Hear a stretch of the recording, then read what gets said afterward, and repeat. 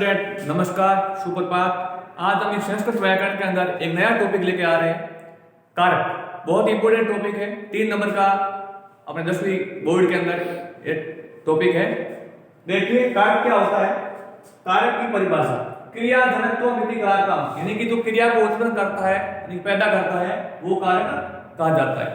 अर्थात क्रियाओं के साथ में प्रत्येक संबंध रखने वाले शब्दों को भी कारक कहा जाता है। यानी क्रियाओं के साथ इसका सीधा संबंध होता है, प्रत्येक में सीधा संबंध होता है, उसे कारक कहते हैं।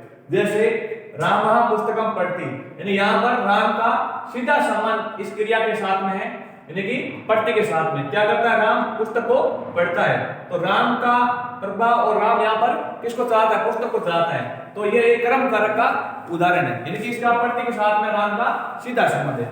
इस उदाहरण के द्वारा अपने जो कारकों के 6 प्रकार होते हैं, यानी कि कर्ता कारक, कर्म कारक, करण कारक, संप्रदान कारक, अपादान कारक और अधिकरण, इन सबको अपन इस उदाहरण के द्वारा, हे मनुष्य नरदेव से पुत्र जयदेव स्वहस्तेन पोषात निर्धने ग्रामे धनम ददाति। हे मनुष्य, नरदेव का पुत्र जयदेव अपने हाथ से खजाने से गरीबों के लिए गांव में धन को देता है। अब अपन बात करेंगे कि सबसे पहले आता है कर्ता कारक। कर्ता क्या होता है? कार्य को करने वाला कर्ता होता है। तो इस वाक्य के अंदर काम कौन कर रहा है? नरदेव का पुत्र यानी जयदेव, जयदेव काम कर रहा है। तो यहाँ पर कर्ता कारक में जयदेव प्रथमा विभक्ति होगी। कर्ता कारक होता है उसका प्रथमा विभक्ति होती है। अब उसके बाद हम बात करेंगे कर्म की, यानी कि जो जयदेव है वो किसकी इच्छा करता है, यानी कर्ता को जो सर्वाधिक प्रिय होता है या कर्ता का प्रभाव किस पर पड़ता है? तो यहाँ प्रभाव पड़ रहा है धन के ऊपर। तो ये धनम होगा, वो कर्म होगा, धनम में द्वितीया विभक्ति। इसके बाद नंबर 3 में बात करेंगे करण। करण क्या होता है? यानी कर्ता जिसकी सहायता से कोई कार्य संपन्न करता है या क्रिया की सिद्धि में जो सहायक होता है वो होता है आपके करण। तो देखिए यहाँ पर जयदेव है वो किस से काम कर रहा है? स्वहस्तेन, अपने हाथ से। तो स्वहस्तेन में तृतीया विभक्ति होगी, निकरण कारक होगा। उसके बाद में चौथा आता है आपके संप्रदान कारक।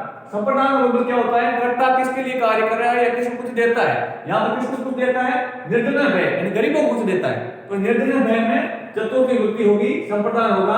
अगला है अपादान, यानी वो कहां से देता है? तो वो देता है खजाने से, पोशाक।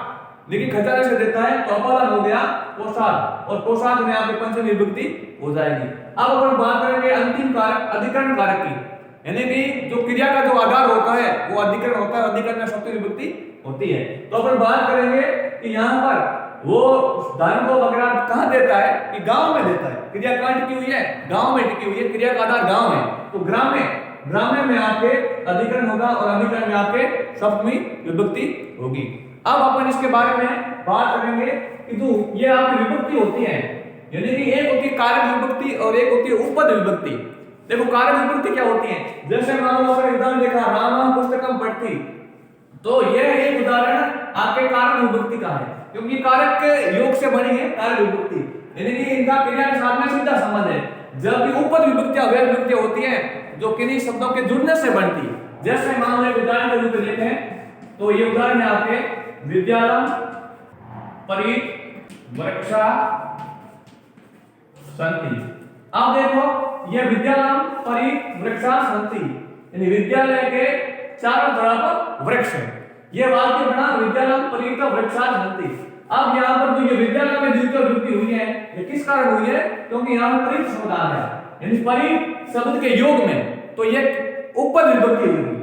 यह एक उपपद विभक्ति का उदाहरण है कि किन्हीं शब्दों के साथ में जुड़ने से जो विभक्ति बनती है वो उपपद विभक्ति कही जाती है। तो परित शब्द के कारण यहाँ पे विद्यालम आया, नहीं तो यहाँ पे विद्यालम नहीं आता। तो इस कारण यहाँ विद्यालम में कौन सी विभक्ति होगी? द्वितीय विभक्ति। ये भी एक कर्म कारक का उदाहरण होगा। यही था आपके कारक के अंदर, यानी कि विभक्तियां 2 प्रकार की होती हैं, एक आपके कारक विभक्ति और एक उपपद विभक्ति।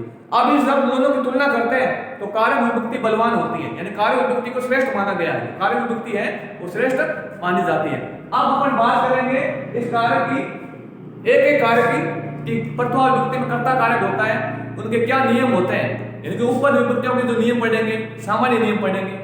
उसके बाद में कर्म कारक, फिर करण, फिर संप्रदान, फिर अपादान और फिर अधिकरण। अब एक को अपन जो जिस प्रकार से अपने कोर्स के अंदर है उसको बड़ी डिटेल के साथ में अपन चर्चा करेंगे। अब अपन बात कर रहे हैं कारक के अंदर कारकों की संख्या। कारक 6 प्रकार के होते हैं उसमें अपन जो देखते हैं सबसे पहला जो कारक है वो है आपके प्रथमा विभक्ति यानी कि कर्ता कारक। अब देखिए प्रथमा विभक्ति कर्ता कारक क्या होता है, यानी प्रथमा विभक्ति के अंदर कर्ता कारक होता है और इसका हिंदी के जो चिन्ह होता है वो न होता है, कर्ता न, तो इसका हिंदी में चिन्ह न होता है।